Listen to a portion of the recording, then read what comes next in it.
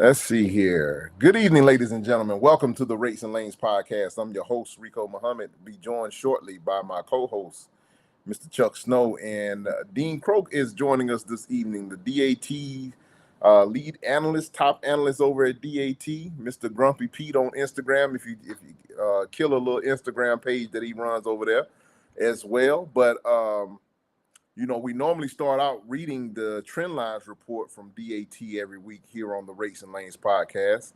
But before I get into that, I keep getting reminded, I got to tell everybody because, we're doing this new format and we're trying to grow not only our Facebook presence, but also our YouTube presence. So if you don't mind, do us a big favor, go over to the YouTube, subscribe to the channel, give us a thumbs up, share the podcast. We're trying to help. That would help us tremendously. We're trying to get the message out a little bit further too, and give us a little bit of a boost on getting and growing our audience. So, all right. With that being said, so like, share, and subscribe on YouTube. And with that being said, let me welcome in my my co-host, Mr. Chuck Snow. Good evening, Chuck. How are you? We're doing well, Rico. How you doing? Doing great. I really can't complain. Looking forward to getting some things together, birthday weekend and everything coming up. So, got a couple of little plans, but excited for tonight's show. Well, by the way, for two things. Number one, I'm excited for tonight too, because out of everybody that comes on that has as good insight as to the present and certainly the future markets, Dean Croke is always the guy that is, and I've been watching this since he started coming on about a year or so ago. He's always right on the money. His information is the most valuable that we have on this show. So, ladies and gentlemen that are listening, get out your pens and papers because Dean's got some great information to share with us tonight. Also, a little bit of housekeeping. Next week, in honor of Rico's birthday, we will not be broadcasting next Tuesday, but we will be back the following Tuesday. So more to follow on that. And let's welcome our good friend, Dean Croke. Absolutely. Good evening, Dean. How are you? Yeah, good evening. Great to be back with you both. I've missed you. Oh, yeah, likewise. Always great to have you here.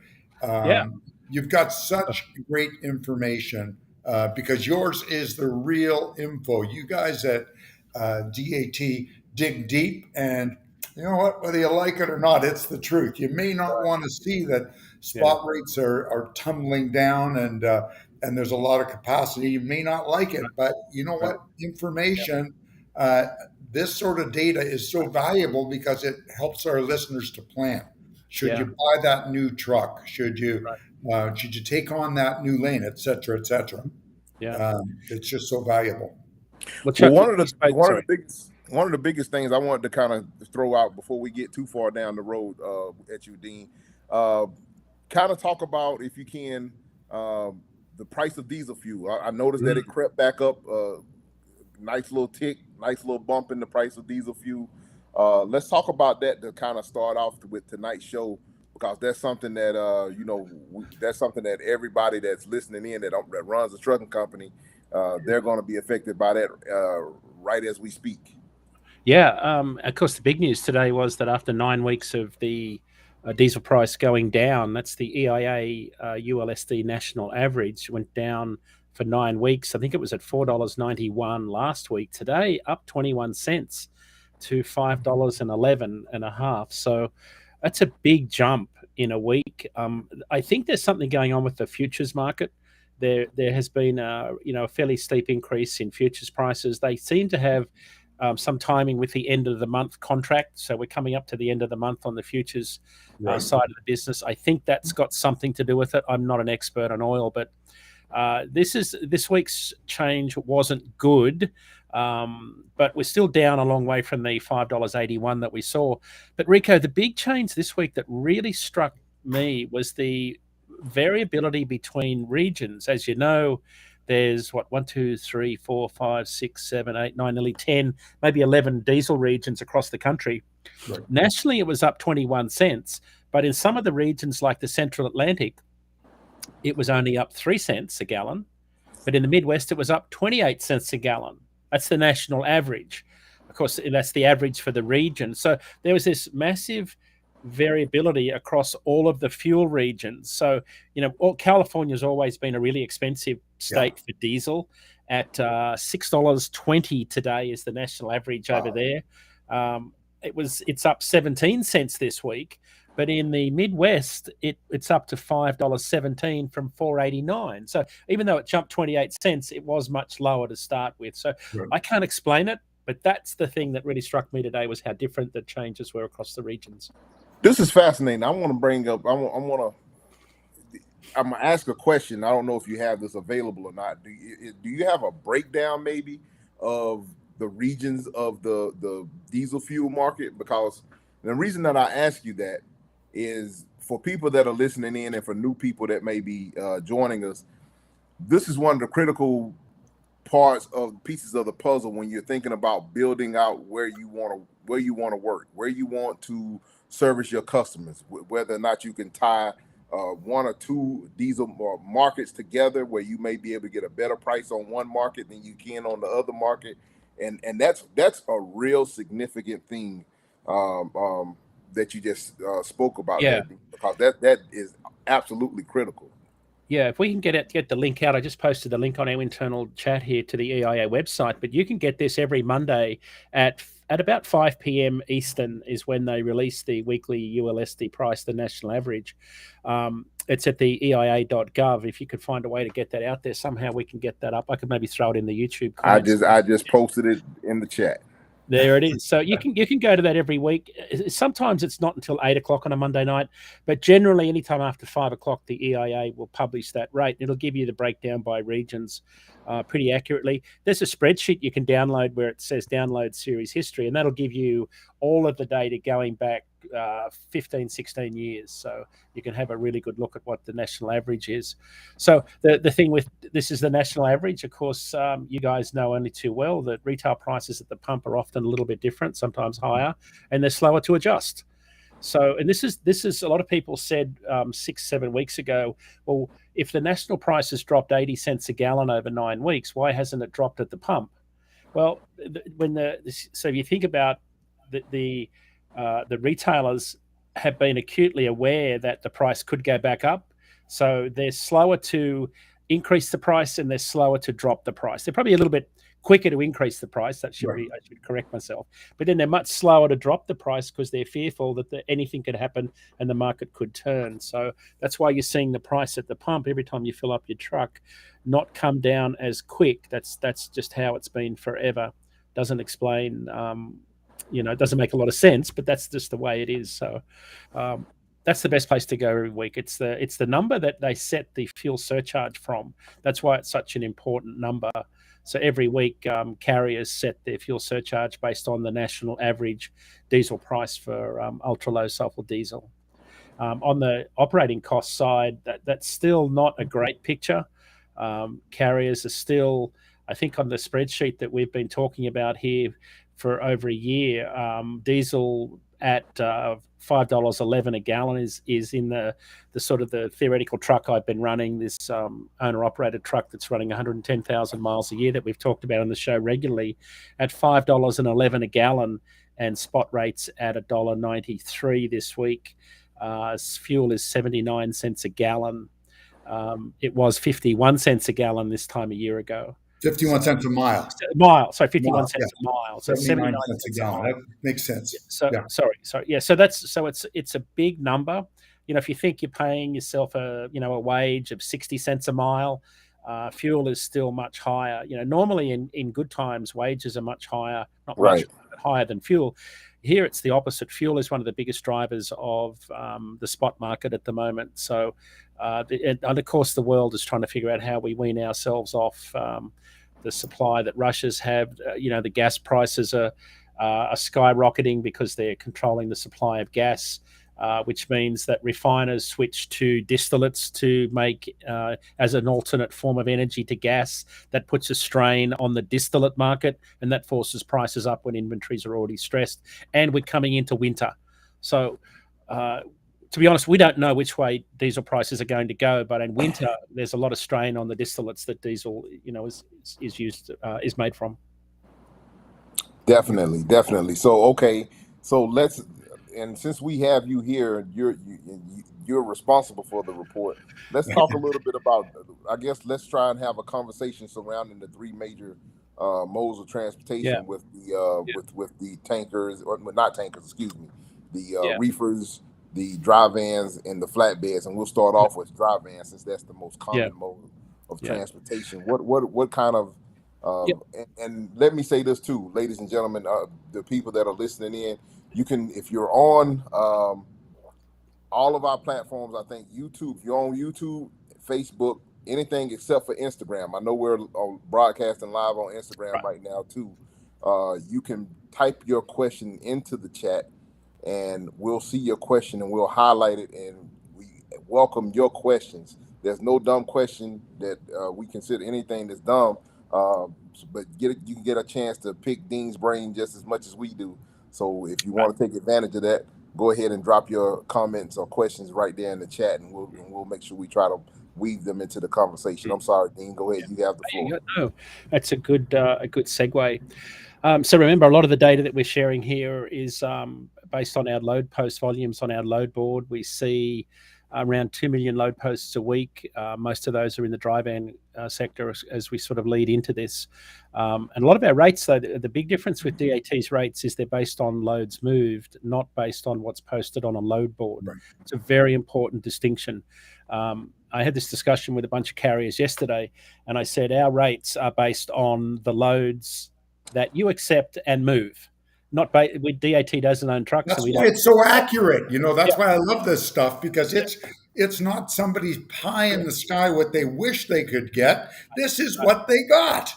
Even if you don't like it, it's what the data shows. So we do a lot of work at scrubbing out some of the fat fingering, the really high, really low rates that come up with a national average that's representative. But of course, you've got to be adept at negotiating, right? Because the rate is a starting point. You've got to know the time under a load, the time on a loading dock, how many miles are you going to get in a day, what's your revenue per day. There's a ton of things that go into it once you know the rate. But this week, rates across the board went down. That's not a good sign for carriers. We were hoping that the market would have had a little bit more resiliency. In the dry van sector, we saw the national average line haul rate. So listeners, remember, this is line haul excluding fuel. Whenever I say line haul, that means it's an all-in spot rate, and it doesn't include the fuel surcharge, because in the spot market, the fuel surcharge doesn't apply. You probably all know it's already in the rate. Yep. And you got to know your operating costs to know whether that's a good rate or not. But so the line haul rate for dry van, throw some numbers at you, down 86 cents a mile since the start of the year, dropped another 2 cents per mile last week to $1.92. Compare it to this time last year at the end of August, it's 52 cents a mile lower. So we've dropped 52 cents a mile in a year, but it's seven. And here's two important numbers. It's 7 cents per mile higher last week, 7 cents per mile higher than this time in 2018. And you both remember how good of a year 2018 was. Still talking about it. It's not doom and gloom. But here's a really important number. At $1.92 for the end of August, it's still 30 cents per mile higher than the average of pre-pandemic years. So now everyone's going to say, yeah, but my costs are up 25 cents a mile. Absolutely agree. So it's not, what I find is that $1.92, and if I'm an owner-operator in the long-haul market, I'm running around break-even at $1.92, if that's all I'm getting. Now, on DAT's top 50 lanes for loads moved, it's more like $2.40 a mile as the average. So it depends on what lanes you're running as to what rates you're going to be pulling. The high volume lanes are going to have better volume and better rates. And of course, some head haul, back haul lanes are going to have different rates. But when you average it all out across the board, it was $1.92 per mile. That's down a long way from this time last year, but still not that bad when you think about where it would have been in 16, 17, 18, and 19. So that's the dry van summary for the week. Reefer, refrigerated. Of course, a lot of shippers were positioning a lot of temp control freight in markets ahead of Labor Day this weekend.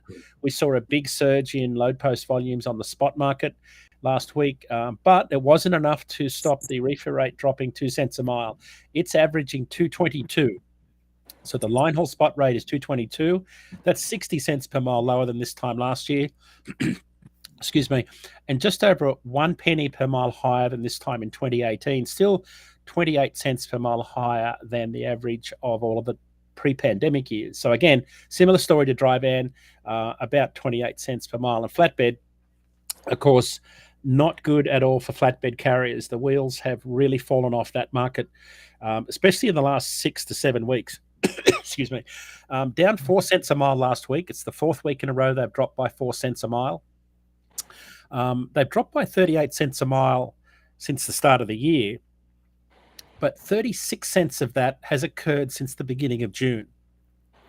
So the national average was 229 last week. It's about a penny per mile higher than this time in 2018, which was, of course, a really strong flatbed market for flatbed carriers. So that's the rate summary for this week for the three equipment types, Rico. Can I ask a question? The drop in flatbed, this should be a very busy time of year for flatbeds. Yeah. You've got building supplies, people doing home improvements, all sorts of things. What do you think is just lack of demand? There's a couple of things going on. If you think about the real star of the economic recovery during the pandemic was, of course, the housing business, the housing boom. It was a boom. There's no question about that as people moved towards, pandemic-related living. So they were isolating. So people realized they could work remotely and then work from home. So that meant that I didn't have to commute to a city anymore. And I could buy a home in a rural area or renovate my existing home because my kids were living there or I needed more office space. So there was a lot of things going on in the pandemic, and it drove up housing prices, it decreased supply. So in the last year, the number of houses under construction, and I hope this is going to answer your question, Chuck, the number of houses that were started in the last year that haven't been finished has increased about 21%. Wow. This is the number under construction. Now, that should be going down, right? They should be finishing houses. But the number of houses being started has dropped about 17%. So we're building fewer homes, but the ones we started a year ago are taking longer to build because of labor supply problems, supply chain disruptions, shortages of commodities, all sorts of things. So there's a lot of disruption still going on in the flatbed market. And that, of course, means that a lot of that building material that we delivered over the summer has probably already been positioned in a lot of those warehouses and has already been put into markets where people are building homes, especially in the southeast, where about 60% of single-family homes are built each month. So we're still building more homes than we were in 2018. It's important to remember it's not all bad. It's just that we're coming off such a big high in 2018. 2021. So that's the thing that I think everybody sort of misses here is our 2021 market was so distorted, and it really is more like an outlier in many ways. So I think the best way to describe this market is we're just returning more to normality, more seasonality, more normality. Right. So yes, this is typically a season where you see a little bit of a slowdown. I noticed that right on cue, the Atlantic hurricane forecast started to pick up this week. There's three sort of rocketing along there. Yeah. In 17, we were all saying a similar thing, that the flatbed market is sort of, not doing so well. And then 2 Cat 5 hurricanes came along, and next thing we're off to the races with a very strong flatbed market. Unfortunately, Dean, there's money in misery. It's unfortunate, but it's true. Yeah. And flatbed carriers do a lot of that. Yeah. It takes a lot of flatbeds to rebuild a community. Right. So, and I think the difference this year, though, Chuck, is that unlike in past years when flatbed carriers couldn't go and haul a show trailer with a band at a theatre because the theatre was shut down. Right. What you typically see is a lot of capacity migration over the winter. You'll see a lot of guys in flatbed, might park a flatbed and haul a waste trailer, or go and haul a gas tanker, or jump under a show trailer and do the band circuit. So I think we're going to get back to more normal market cycles where you see capacity move between different modes. Right. We're seeing a lot of guys move under dray trailers. Those rates are pretty good. There's a lot of congestion in port markets. Dray rates are pretty good compared to dry van rates. So that's why we haven't seen, the sort of the implosion in the freight market that a lot of people thought they were seeing. because a lot of freight still moves under very high contract rates. I mean, contract rates are still at the highest they've ever been for shippers, because the fuel surcharge is up to 64 cents a mile. You add that on top of the line haul rate, shippers are paying a lot of money to move freight. So the contract carriers are actually doing very well, which is about 90% of the freight being moved today. But I will say that, as I started off by saying, that spot rates have dropped considerably since the start of the year. What have they dropped by? 94 cents a mile year to date in dry van. Sorry, that's in reefer. They've dropped 86 cents a mile year to date. What's important to remember, because diesel's gone up, shipper contract rates have only just peaked and starting to show signs of coming down. So if you want to think about how these two markets work together, spot follows contract about 4 to 6 months later. So as spot rates have dropped by 86 cents a mile since the start of the year, contract rates will start to drop about 4 to 6 months later, which is exactly what they're starting to do now. And they will drop away a little bit and then start to pick up again in the next cycle into the new year. So the news that I'm hearing from carriers during RFP season, which is starting in earnest right now, which is where all of the large truckload carriers negotiate their contract rates for next year's freight season, they are talking a very different business model this year because of the rapid increase in their operating costs. They are saying that we can't take back our driver wages. Diesel costs are up considerably. Cost of tires, inflation driven up all of our operating costs. And I think, and I'd love to get you guys' take on this, but I talked to a lot of owner operators, and they've adopted what seems to be a cost plus model when it comes to setting rates. And it's a little bit different than the market setting the rate like we've seen in past freight cycles. They're now realizing that fuel is such a big part of their business, they have to get cost recovery.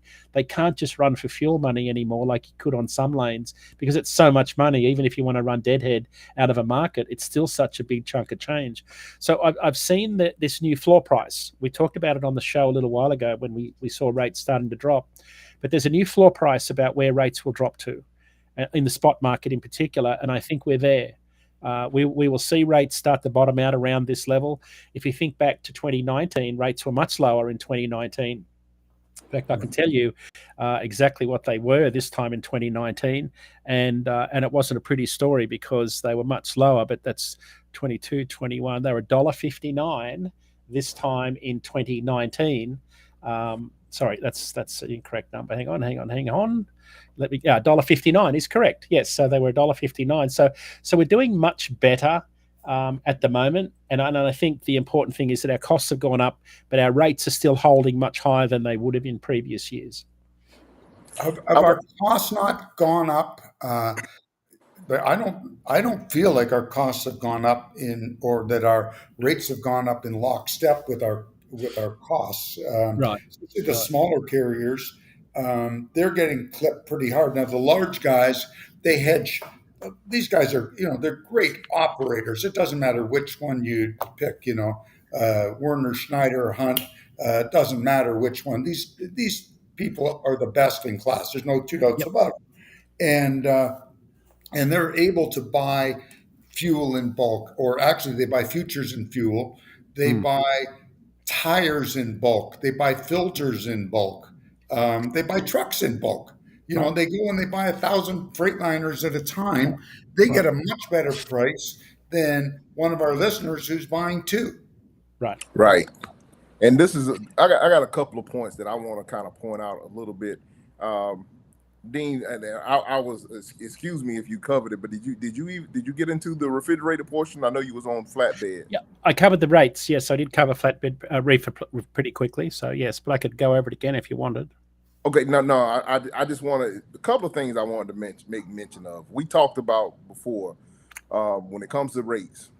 One of the things that I think is a problem for people that are basically listening to this show is a lot of people have become handicapped with a lot of the load board apps where you don't have an opportunity to even try to negotiate a load, where you click on it and you accept it, or you accept that tender, and you don't have any way of negotiating up or down the rate, up or down on the tension, anything of that nature. I think you do yourself a disservice when you are really clicking on those type of things, unless that rate is good enough to cover your costs. you don't, and you're very familiar with the customer in the lane, I think you're doing yourself a huge disservice by doing that. You have to get. We talk about building relationships and things of that nature. That doesn't necessarily mean that you got to go out, because I know some people are really intimidated about going out and talking to a big shipper or a big company, because they're thinking, hey, this is a huge Fortune 500 company or whatever. And in truth, you really don't need to be approaching too many Fortune 500 companies if you only got a couple of trucks. You need to be looking for the smaller guys that are in your backyard if you're going to try to approach someone directly. And if you're too intimidated to approach someone directly, you need to be approaching the brokers that you deal with. Those are your customers. You need to be approaching them and building that relationship so that you can kind of help insulate yourself a little bit from the turbulence of the spot market. If you can get a broker to endear yourself to a broker to where you can get a good rate, and you can service them consistently, that will help you insulate yourself a little bit. They may be willing to pay you a little bit extra once you build that relationship up, and that can help keep you from being out there taking the beating on the spot market when these type things happen. Last week we talked about different things, different books, and I got a suggestion. I'm putting it in the chat right now. There's a link to a book right there. It's from the Dale Carnegie and Associates. It's a great book because they have all types of selling programs that they have, and the book is, I think the title of the book is "Sell to Your Customer the Way They Want to Buy." So what a concept! It's a great concept. But go click the link, check out the book. You got nothing but time on your hands while you're in the truck. These are some different things that you can help utilize to help you give you some different ways to help build those relationships, give you some different ideas to think about when you're on the phone doing those negotiations and when you're talking to people. Just wanted to kind of throw that little. I'm gonna get off my soapbox now. I just wanted to kind of throw that little part into the conversation really quickly. Yeah, Chuck makes a good point. Most of the change in operating costs were fairly. They were kind of gradual. Inflation was taking a bite out of our operating costs this time. Late last year. But it wasn't really until Russia invaded Ukraine that things really started to change. And we've seen diesel prices jump 25% from what was it, $4 a gallon back in February to $5.11 today. So a lot of the pain has been felt in that last period since the invasion. I think it was about the 28th of February. Whereas since then, my operating costs have gone up. I just did some math here.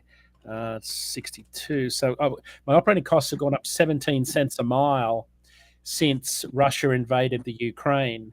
And over the course of the year, 20 cents a mile. So 17 of the 20 cents a mile my operating costs have gone up have occurred since Russia invaded the Ukraine and the diesels went through the roof. So, Chuck, to your point, a lot of we saw costs increasing, but a lot of it has occurred since February this year, and that's why it's been such a problem for carriers. But on the flip side, when I talk to carriers, a lot of them have adopted that cost-plus model I referred to, and I think Chuck Rico, you were alluding to it, where you know your operating cost, and you said, this is what it costs to run my truck, and this is the rate that I need. The other thing that was noticeable this time around was I had a lot of guys saying, well, what's the fuel surcharge? How is it calculated? And how do I get me some of that? And of course, that's an interesting discussion because in the spot market, you don't get a carve out for any particular fuel component. It's all included in your rate. So you've really got to know your operating costs on those lanes. Right. And that's so important because it's lane specific. When you're talking about operating costs, it costs a lot more to operate a truck in the Northeast, for example, than it does in Montana. Absolutely. Yeah. Absolutely. And not just the cost of operating the truck, right? You have different costs depending on the load, the terrain, the wind, all those things, whether you're running out west or running through the mountains out on the I-80 or right across the pass. So you have very different operating costs, but then you've got the freight imbalance. Right, so you've got some lanes where you run to where there's just hardly any freight coming back out. So you've really got to understand market dynamics to know whether it's a good rate. Yeah, like there's certain areas like South Florida in the summer. good luck trying to get a load out of there quite often. You get great money going in, but like Rico always says, you take your backhaul with you. Yeah. And that's becoming harder and harder to do now. Yeah, it Yeah, is. rates are up a penny a mile out of Florida this week to, wait for it, $1.31. Let's go to the bank with that one. Reefer spot market activity in Florida was absolutely bristling last week. Load posts are up considerably, but the state average reefer rate dropped for the fourth week in a row to, again, wait for it, $1.24 for northbound.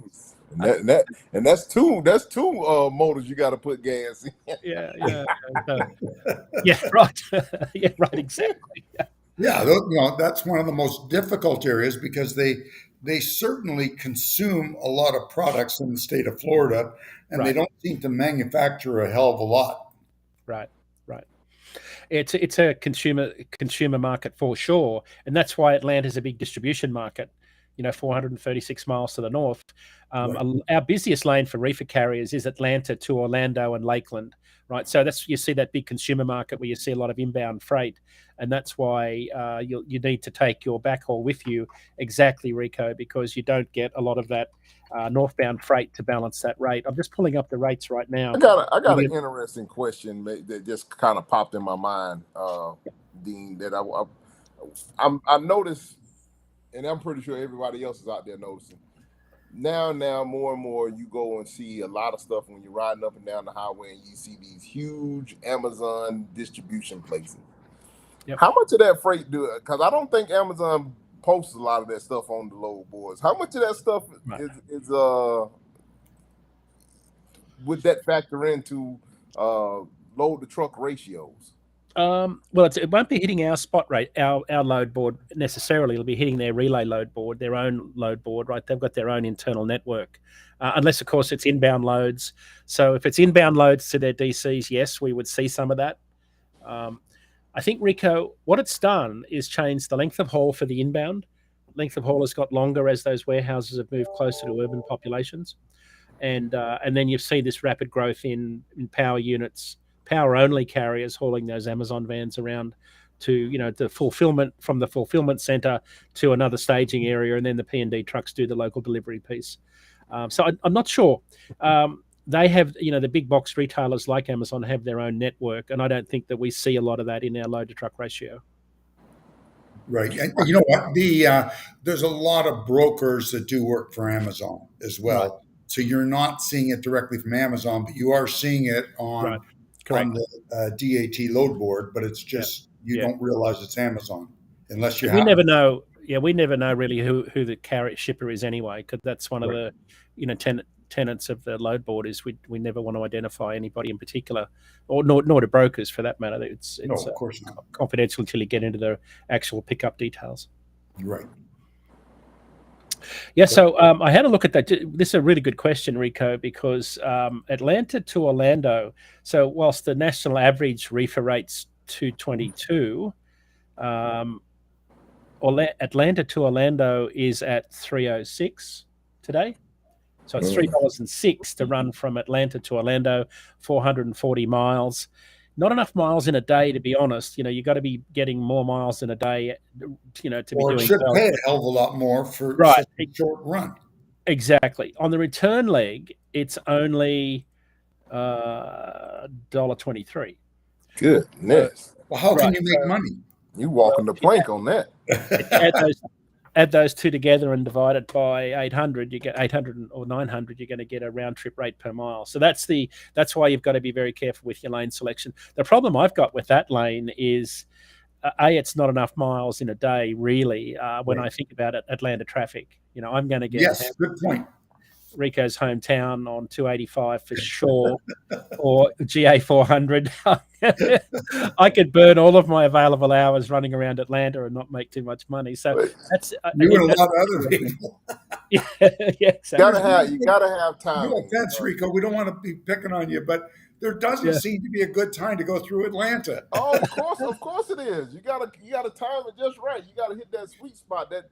Right around there is no time. 2 a.m. to 4 a.m. window is perfect. I'm telling you, you won't run into anything. You just, unless there happens to be happens to be they're out there racing in those Mopar cars on the highway. Yeah. So that's sort of the wrap on the freight market. I think the bigger news is it's bid season for shippers. That's the thing that's going on right now. A lot of shippers are looking for lower transportation costs. The shippers that pay our freight bills have been hammered in the last couple of years. They're still paying a lot of money to move freight, so they've been hurting. They're looking for some rate relief. What we're finding is that contract rates are dropping in the order of 8 to 15% for incumbent carriers. So carriers that have got contracts to haul freight, they are rebidding. There's a lot of rebidding going on right now of contracts that were negotiated last year. We're seeing new bidded contracts coming in 8 to 15% lower than this time last year. Shippers are looking for lower rates. Again, as we started the show, contract rates do follow spot rates on the way down. But I think carriers are talking a very different game this year. And so are shippers. And I think if you've got a couple of minutes, it's worth talking about this, because this leads to why we're expecting more volume in the spot market in the next year for carriers compared to previous years, and why I think we need to keep our eye on spot rates and why they're going to go up. In typical years, when a shipper goes to bid to the market, they'll put their bid out on all of their lanes to as many carriers as they can to get a lower rate. That's what they want. They want to get us into a bidding war. So the problem is that it's enormously costly to bid 100 lanes where 80% of your volume moves on 10% of your lanes, and on those other 90% of your lanes you might have 1 or 2 loads a week. In fact, on 30% of the lanes, no freight ever eventuates. They're what we call ghost lanes in an RFP. So a lot of carriers spin their wheels spending money on doing rates on lanes that no freight moves. So what shippers have done this year around, and it's very different than last year. Last year it was all about mini bids and getting capacity at any price. The shippers just were desperate to get capacity. This year, it's a very different situation where there's more capacity than loads. And what they're doing is they're sticking with their incumbent carriers that played well during the pandemic, that didn't price gouge too much. They're sticking with them and giving them more volume for a lower rate. And that's very different than going to hundreds of carriers. They are sticking with their big truckload carriers, asking for better relationships, higher levels of service, fewer tender rejections. And that's a very distinct trend. Now, why that's important for the spot market guys, what shippers are doing, if they've got 100 lanes and they only want, say, 40 of those lanes to be with this dedicated large group of carriers, they'll let the other 60 lanes where there's low volume just slide right through to the spot market. They'll broker those loads out, and they won't put them into their routing guide where the contract rates sit, waiting for that 1 load a week to pop up. Rather than tie up the routing guides and encourage a service failure, what they're doing is they're letting that go straight to the brokered market and the spot market. So that's why you'll see, we think in the next year, more spot market volume for those low volume lanes, and that's where truckload carriers can benefit. Great point, Bruce. It's always, and we just talked about it, that relationship. If you have that relationship and you've proven your worth, you've proven that you can perform, and you've built that relationship over the course of time, more often than not, it's yours. It's yours to lose. Yeah, Bruce is right. Relationships are absolutely critical. It's like some of the guys I know up here in New England have done really well in the spot market, but not so much because they're still in the spot market. They've been able to develop a good balance of spot and contract because they built relationships with the loads they were delivering in the spot market. So if you're taking a load to a customer, right? You know what? It was smart to hop out of it because it's not sustainable. It's just not, and you can't build a business on the spot market. It's too dangerous because you end up going all sorts of places that you're not familiar with and looking for backhauls. And the trucking industry, an old friend of mine said something intelligent once in his life, and I will repeat it. And that is, the trucking industry is full of people that solve problems by creating new ones. Oh man! And you know what? It's true. because that's what truckers do. We automatically, because of the business we're in, we solve problems. Right. That's what Right. we do. But Yeah. sometimes our way of solving problems is not sometimes, a lot of times, it's just to create a new problem. That's how you Yeah. solve it. Yeah, when I've worked with some of the large truckload carriers, they've often say to me, "We hire our own problems." Yes. Sometimes you'll hire a guy that hire a guy to drive a truck long haul, but he wants to be home. So it's like we hire a lot of our own problems. I think because the necessity to move freight and just get things done. It's a tough business though. You guys both know it. It's hard to pull back from the busyness of being busy and have a good critical look at things to make really good decisions. But Yes. You know what? listening to shows like this, very important. Having good business partners. I've always been an advocate for getting information from, in particular, not just the industry, but from the industry you haul for. Yes. You've got to understand the demand for the things that you haul. And that means reading, listening, getting on Facebook channels with people in the lumber industry, into podcasts that are related to what you haul. That's where I've found the most success in business, is knowing what the demand has been for what I haul, because that kind of tells me about the sustainability of my business and what rates I think I need to be charging based on the demand side of things. Absolutely. To answer Bruce's question, absolutely, Bruce, it is definitely affecting the rates. I think that especially with the influx of people that are coming into the industry that are starting these quote unquote dispatch services. Yeah. I tell you, I have a good friend of mine that's having a problem right now. Not necessarily a problem for him, but someone is basically has the same, their dispatch service has the same name as his motor carrier. They're in a totally different state and everything else, and apparently there's some shady goings on that's been taking place. And the people that the dispatch service has been dealing with are looking up in the FMCSA and calling him. Well, I mean, there's nothing that he can do about it. He's a motor carrier, and he doesn't know anything about what your agreement is. He doesn't know about it. Well, you know what? I got to say one thing though. Part of this, believe it or not, is preventable, and I've talked about this many times. If you got a dog, you would spend a lot of time giving the dog a good name. You're starting a company, for God's sakes, give your company a decent, unique name. We used to see it all the time when I used to see it when I signed checks manually, and we would have in 1 week. No wonder the people in the admin department or even in dispatch could make so many mistakes at times, because you had 21 ABC carriers, ABC Trucking, ABC Transport. For God's sakes, give your company a good name, and don't give it a name like Charlie and Emma's Trucking, because you never know. This thing could grow. Remember, all these big, beautiful, wonderful companies out there, the JB Hunts and Schneiders, they all started with one person driving a truck. You don't know when your chance is going to come, when possibly you may be ringing the bell in the New York stock market. It could happen. Okay? Well, I do have to say that's not necessarily his case. I think that he does have a good name for his company, but it's just that someone else is. I don't know if they may have targeted him or whatever, but they basically taken his name and named their dispatch services the same as his motor carrier name.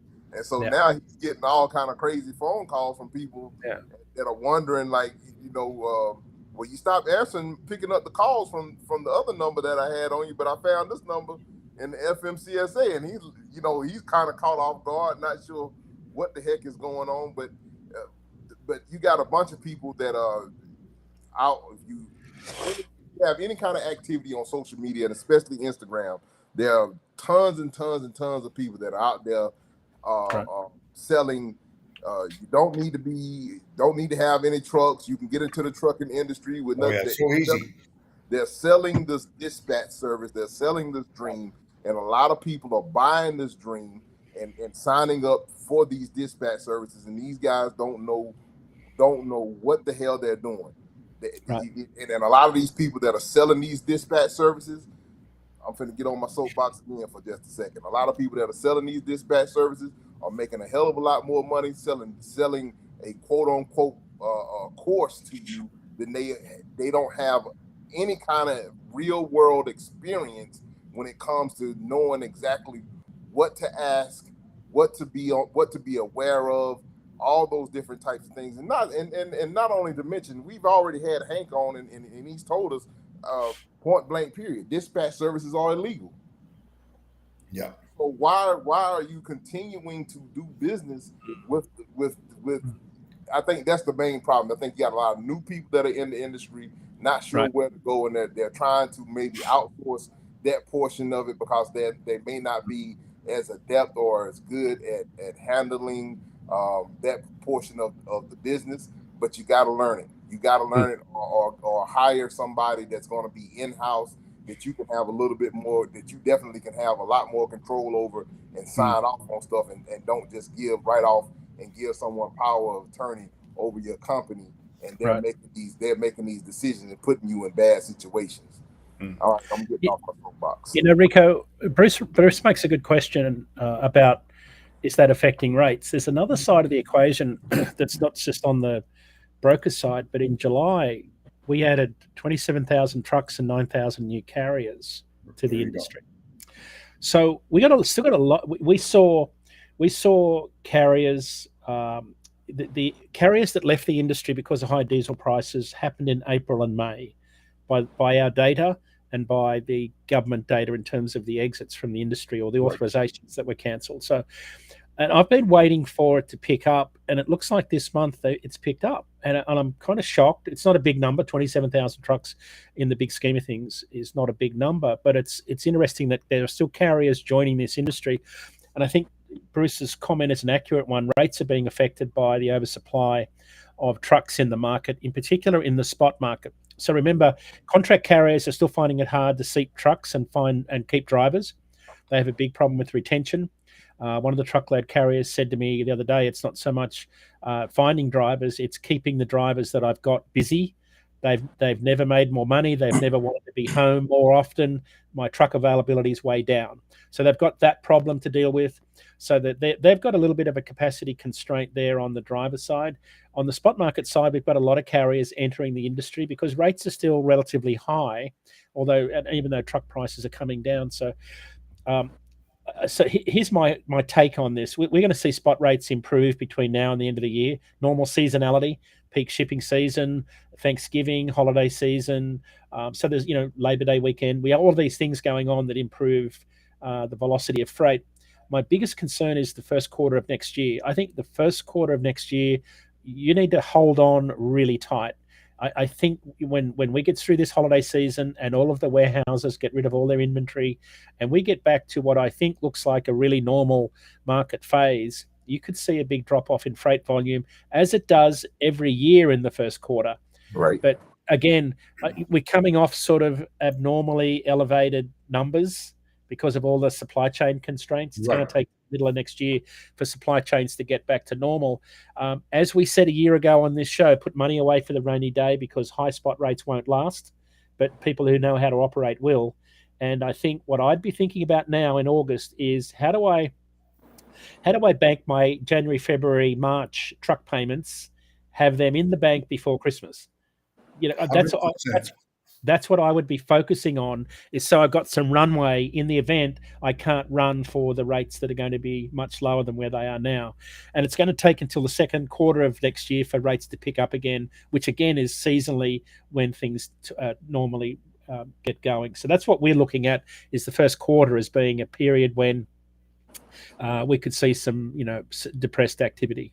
Well, it's always been that way, except ever since the pandemic. Actually, we missed a year because remember 2017, 2018, it took off like a bullet. And then July 2018 or August, it went down again. 2019 was your typical year. And then we got into 2020 and the world hasn't been the same. And there are a lot of new entrants in our business that have never. First of all, they bought trucks at inflated prices, some trailers at inflated prices, Right. and when all of a sudden somebody just about shuts off the tap for volume and rates plummet, I don't know how these people will survive. Right. Right. I was just one of the other data points I think it's worth sharing with our reefer carriers out there, and this is sort of some good news amongst all the doom and gloom, is that the produce season in the northern latitudes is really ramping up, Michigan in particular. You've got some solid rates southbound out of Michigan. Pacific Northwest is a big produce market up in Pendleton, Yakima Valley. Yeah. Right. That market, and here's some numbers. We did some rate forecasting on that this week. Pacific Northwest reefer capacity rates are up 6 cents a mile this week, averaging $1.95. That's line haul excluding fuel. So they're almost at $2 a mile southbound out of Pendleton. Load posts have been climbing, so there's more produce, more volume. Capacity continues to tighten as the season ramps up. When is that? From now until Christmas time is when rates will continue to increase, and they will peak in at the end of December and then fall away. So if they're at $2 a mile today, we forecast they'll go to $3 a mile by Christmas time. But that's a big difference to the $4 a mile they were at this time last year. So not as high, but so remember, rates, there's some good loadings going to come out of those big markets up in the Pacific Northwest. Keep an eye on those. One of the big lanes out of Pendleton is, of course, Stockton. That lane's only running at about $3 a mile at the moment, but that one will pick up also. So it's good news for carriers that are looking to for good loadings out of that area. Of course, you've also got one of the largest yogurt factories up there. There's lots of good reefer volume coming out of that particular market. So you've got you've got all sorts of stuff coming out of that area. Yeah, I mean, yeah. The state of Idaho, you've got all the food production. Potatoes and rainbow trout and frozen foods and all sorts of things. Yeah, if you can get into Seattle or Portland with a good northbound rate and then slip over the mountain, there's some good volume going to be coming out of there between now and the end of the year. So that's just what carriers need to be watching for. Michigan's good, so that's sort of the produce season. That once you get past those, that's sort of the wrap. There's always a shortage of trucks to haul sweet potatoes out of eastern North Carolina. There's always a shortage of trucks there. It seems to be always a shortage of trucks to haul spuds out of St. Louis Valley and Colorado. So there's always markets where there's good volumes. I think the pure reefer carriers with the guys with the long hoods and the spread axle reefers, they're doing pretty well when it comes to specific produce rates, not just average reefer rates. Loads of refrigerated produce are paying more than the national average because you've got to have better gear and you've got to really know what you're doing. You've obviously got higher insurance, liability also, but that's a specialized niche where I think carriers are doing particularly well at the moment is in the fruit and veg side of the industry, and that only picks up between now and Christmas. Absolutely. And that's one thing that you can utilize to kind of help plug you guys over at DAT again. Be looking at utilize the information that you have available to you if you have a load board to kind of make note of those markets that seem to always have a high volume of loads. That's definitely where you want to be building your dumbbell. You want to be centering that around your dumbbell or your tri-haul. Those areas, those particular markets that always seem to have a good, and I think that, I think a good number from just pulling strictly off of memory, Dean, you can help correct me. You definitely are more than qualified to correct me if I'm wrong. But if you want to see that load to truck the load to truck volume for dry vans, I think you want to see that number somewhere above anything. I think above 4, you're really good. Dry vans, I think for this is just going strictly off of memory when I was running a lot of spot market, Dean. So pretty good. Pretty good. So anything for flatbeds, I think anything. I want to say 7 is maybe the magic number for flatbeds. Yeah. And I think for reefers, the magic number is somewhere around 6 to 7 loads per truck. You are right on the money. Hey, Rico, it's interesting. You are right on the money. I've just been looking at the charts as you've been saying that. And load to truck ratios for dry van and reefer are very similar to 2018 numbers, which was a good year for carriers. So Right. that puts some perspective on it. Flatbed, though, is down around 2019 levels, which, of course, wasn't such a good year. So that's where we're at right now. Do a quick wrap of the port markets, because I think this is the other I'd love area. to. Yeah. While we've got a few minutes, July imports, the exports are down about 9% year over year, so they're not doing too well. Imports, though, July was the 9th highest month ever for imports at 2.1 million. It's about 2.2% above the average of the last 25 months, which is the last, that was sort of the period when retail imports really changed because of the pandemic.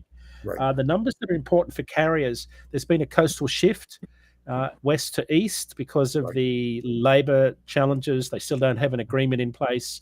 And of course, all of the port congestion. It's down to 11 ships waiting at anchor compared to 109 at the start of the year. The important numbers for carriers are West Coast volumes are down 7% compared to this time last year.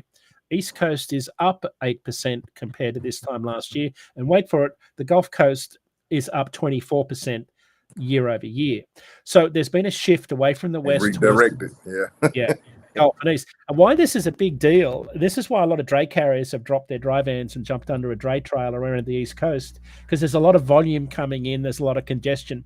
And whenever you follow the news and you read magazines like the Lodestar, it's a free publication you can subscribe to, and you hear stories about, or the Journal of Commerce, or you hear stories about 44 vessels. I counted 44 vessels at Savannah this morning, right, waiting to unload, only 10 over on the West Coast, 44 this morning. That means there's enormous congestion. What does that mean for truckload carriers? A lot of volume is going to hit the spot market, because that volume that surges into that small port overwhelms the contract freight market on the road and rail. And that freight's got to move between now and Christmas. It's got to get into stores. So that's why I watch the news when it comes to imports, exports, port congestion. All of those markets are going to be really important ones to watch. So I would encourage carriers, if you're listening and thinking about where the action's going to be, if you don't have a reefer, of course, produce season's a layup, where the markets are there. But dry van, I think you're going to see a lot of good rate volume coming out of port markets. So, Elizabeth, New Jersey, Charleston, Norfolk, Jacksonville, Miami, Savannah, Mobile, Houston, going to see pretty solid volumes coming out of there between now and the end of this year. At 2.1 million containers, this is an important number. Whilst it's high, the head of Georgia Ports has said for a long time that anything over 2 million containers a month, our supply chain gets into trouble if it's sustained. And we've been way above 2 million containers coming into this country for, I'm going to go back to here and say about June of 2020. So that's how long we've been above 2 million TEU. And if you get above 2 million 20-foot equivalent units, our supply chain starts to get choked up. Right now, we've got real problems on the rails. We've got a lot of congestion. Of course, chassis trailers are being tied up under containers. There's a real backlog at the ports right now. So lots of volatility, lots of opportunity, I think, for carriers in the port markets. So it's somebody that I was going to say, it sounds like there's opportunities to be had. Mm-hmm. You bet. All right. Well, Dean, I'm looking at the time. We kind of put a bow on it right at the right time. We did well. That went quick. Yeah.